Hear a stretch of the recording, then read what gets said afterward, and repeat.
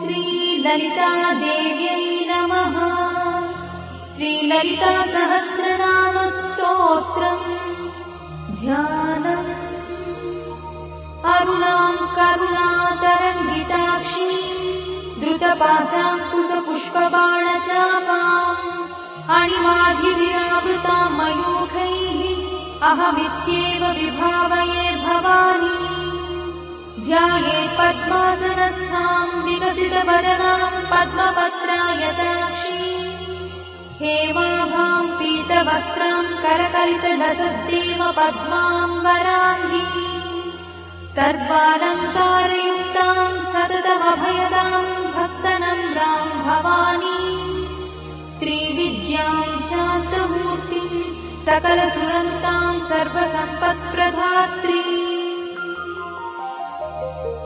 श्रीमाता श्रीमहाराज्ञी श्रीमत्सिंहासनेश्वरी चिदग्निकुण्डसम्भूता देवकार्यसमुद्यता उद्यद्भानुसहस्राभा चतुर्बाहुसमन्विता रागस्वरूपपाषाढ्या क्रोधाकाराङ्कुशोज्ज्वला मनोरूपेक्षुकोदण्डा पञ्चतन्मात्रसायका निजागुणप्रभापूरमज्जद्ब्रह्माण्डमण्डला चम्पकाशोकपुन्नागसौगन्धिकलसत्कचा कुरुविन्दमणिश्रेणी कनत्कोटीरमण्डिता अष्टमी चन्द्रविभ्राजदलिकस्थलशोभिता मुखचन्द्रकलङ्काभमृगनाभिविशेषका वदनस्मरमाङ्गल्यगुहतोरणचिन्दिका वक्त्रलक्ष्मीपरीवाहचरन्नीनाभलोचना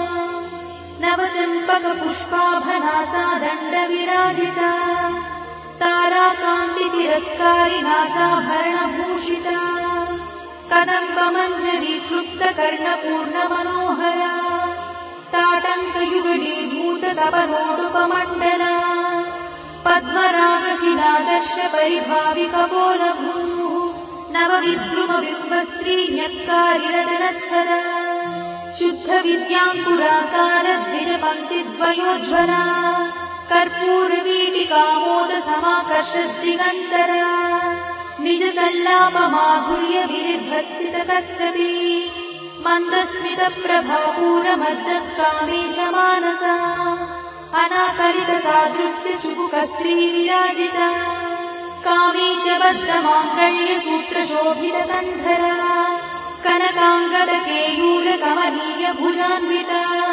रत्नग्रैवेयचिन्ताकलोलमुक्ता फलान्विता कामेश्वरप्रेमरत्नमणिप्रतिपणस्तनी नाभ्यालवालरोमाणि